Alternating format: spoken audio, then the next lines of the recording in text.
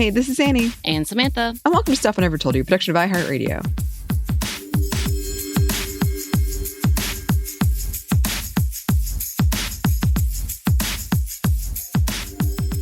And today's Monday Mini is sponsored by my current rage and frustration. So, trigger warning. We are talking about anti-trans rhetoric and hatred, as well as so many other things that this current administration is spewing as conservatism and Republican, but is a thinly veiled attempt to pushing their hate and white patriarchal supremacy. So, there you go. I will tell you, if you are not from the trans community, I think you need to listen, and I think we have to keep paying attention. We are tired, we are exhausted, we are over the top. I get it. But we need to be reminded of what we're trying to fight against. And just to remember, there are organizations out there that are fighting this. So with that, this is very much a current affairs conversation. So we're going to timestamp it. We are recording this on July 1st, 2025. So some things may change between us publishing it, which should be on July 7th, Monday. And hopefully, I'm going to put this out there in hopes that we will change. Some good changes may be occurring as you listen to this in the future. Ooh. I wrote that in, y'all, the script. Ooh. Yeah. Anyway, small joys. But I'm very hopeful that this will be studied as to, oh my God, can you believe that happened? And look at how far we've come. This is what I'm hoping for in the future. So we're just going to put this as a preservation of, we see what you've done, and we're going to name the bad people. Mm-hmm. All right. So today marks the beginning of several changes in the Georgia state law, including the implementation of the Raleigh-Gaines Act, or Senate Bill 1, or House Bill 267. So apparently they're both under that. And what is this law exactly? Yes, I took a deep breath because I'm very frustrated and angry. There may be cursing. Christina's, I might give you some like real editing wars here because I might go off, but I'm trying not to. So here's how the Lieutenant Governor of Georgia, their site describes it. Quote, Senate Bill 1, the Raleigh-Gaines Act of 2025, is based on legislative findings relating to the need to protect girls and women's athletics and the work of the Senate Special Committee on the Protection of Women's Sports, which Lieutenant Governor Jones created and appointed. By enacting Senate Bill 1, Georgia would join 26 other states that protect women's sports. And we want to pin that last bit that currently 26 other states have enacted similar bills under the guise of, quote, protecting women's sports. I'll take a pause because I'm going to start cursing in a second. Check in with you, Anney. Are you about to curse? Or are you just glad that I'm not going off and throwing things? Yes, generally. Growth. Yeah. Anyway. But to put it in more detail, within the 24-page legislation, they require the usage of the term sex instead of gender and to keep the binary male and female as assigned by birth. And we all know about this rhetoric. We know this. Usage of keeping everything same sex, as they write it, as in like only males in male sports, only women in women's sports. Only males, only females, not women. I apologize. Females, because you know. And it allows for families and individuals to sue organizations they feel are infringing on these said rights and protections.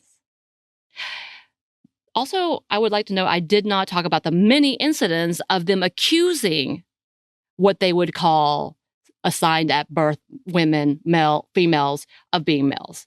And going after them, harassing them, beating them, killing them, murdering them, and also using this to murder trans women. Mm-hmm. Okay, moving on. So the peachpundit.com, I'm not really sure about the site, but they were pretty straightforward. So I liked what they had because I was able to be succinct because there was a lot of information in that legislation. But the peachpundit.com highlights different sections within the act and some things to note. Again, the whole thing is infuriating and I wanted to throw my computer.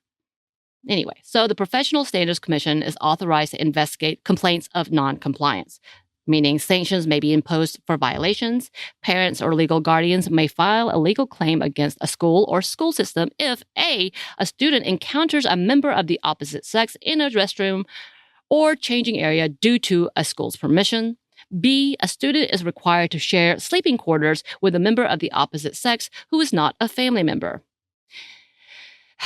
Another part is any student, parent, school, or athletic association may file a private cause of action if they suffer direct or indirect harm due to 1, a violation of the restrictions or athletic participation, 2, retaliation for reporting a violation, which is ironic, by the way. Yeah. Yeah. Okay. And then there's another part which the bill defines sex as either male or female based on biological characteristics observed at or before birth, meaning it replaces gender with sex in all applicable Georgia laws. And with that, any laws that conflict with the provisions of this act are repealed. That's something we need to remember. Yep. Because that's just blanket, very easy to use. Okay. So those are just some of the things that I'm like, yeah, there's so many other things in this that's really, really harmful that I was just like, but let's look at these right now. But there's just a small bit of what we're talking about. And so on that note, who the hell is this gremlin Riley Gaines? You may have seen some of the back and forth that she had with Simone Biles, an Olympic champion with literal moves and routines named after her, like multi-champion, like GOAT, literal. But in short, she's pretty much a sore loser who tied for 5th place with a trans athlete in a collegiate swim competition. 5th place. Mm-hmm. These pieces of didn't win. She wasn't winning. She didn't win. She's never won. Yeah. FYI. Ever, ever, ever. And she had one trans woman who tied with her. And by the way, her initial reaction was not bad. She was like, she works really hard. She's done what she's done, like talking about the trans athlete. Congratulations. Mm-hmm. And then as the year went by, she was like, wait, I should be angry. Wait, I can make money. Wait, I can be famous. There were articles with older teammates who were like, no, we're distancing ourselves because this is weird. This is such a transformation from what we knew of her then. Yeah. So this is that woman. And honestly, I think she should be remembered as the person who cried about tying for a 5th in the one competition she actually medaled. That's how we should remember her. But she was like, I'm so great, I can critique Simone Biles. Mm-hmm. Everything is rage in me.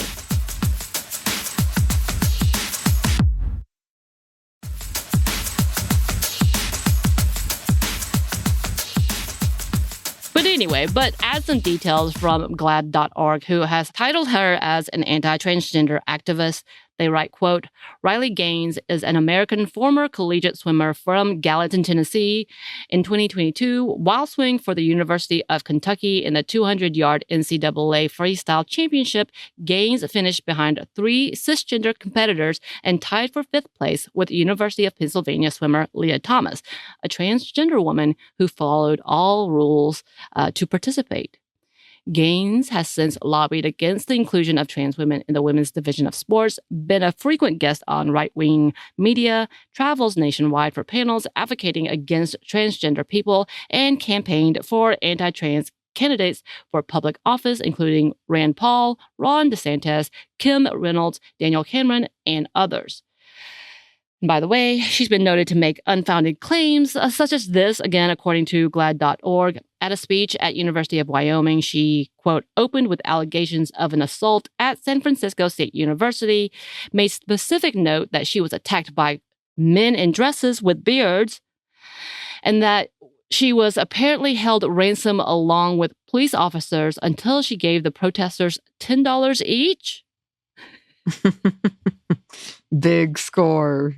Real big score. And police say her claims are unfounded.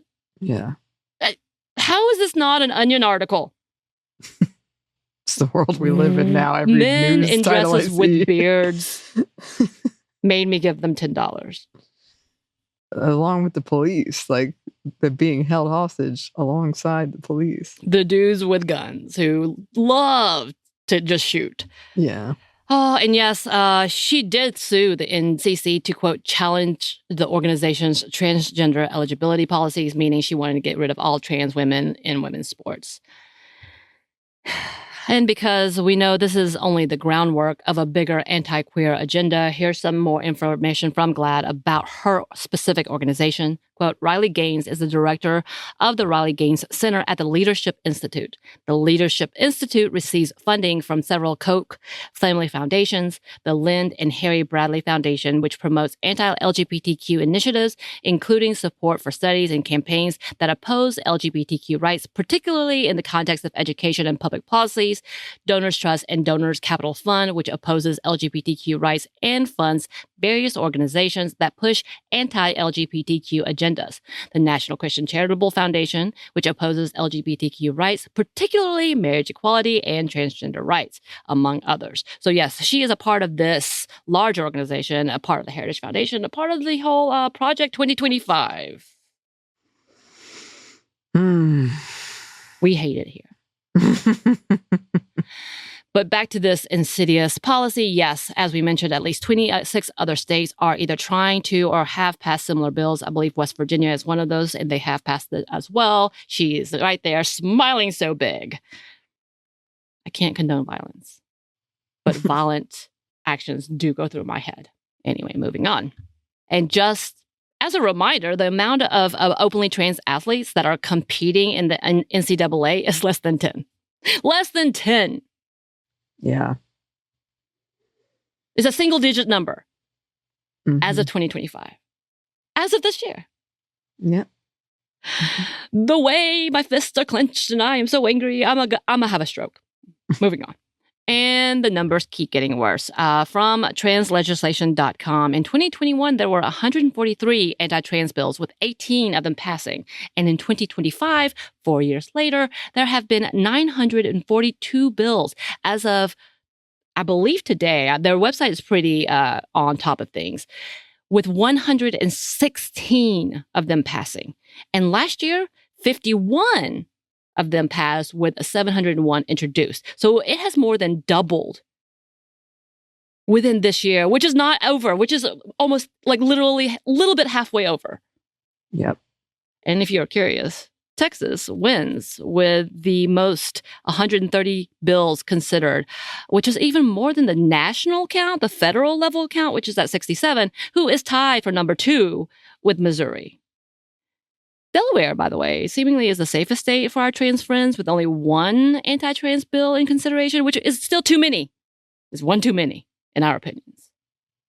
Like, why can't there be one state with 0? We failed. But remember, take a deep breath in, everybody. Me specifically, I know. I'm about to talk about gardening, so yes, I'm going to calm down. We do have many organizations like the Human Rights Campaign, Advocates for Trans Equality, Trans Law Center, and many more working to fight against these really hateful policies. There are some small wins happening around the world, around the country, even though today I wish I could go and be volatile against our own administration in the state of Georgia. For our trans friends, if you've stuck around to hear what's going on and are so down, we love you. We see you. We see you, your humanity and your struggles. And we know this is a scary, scary time. I'm with you. And if you need anything, know that we are here and we will keep speaking up for you. Yes.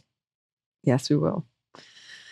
We will. And please let us know if there's something that you think we should be talking about, or resources, or people you think we should talk to.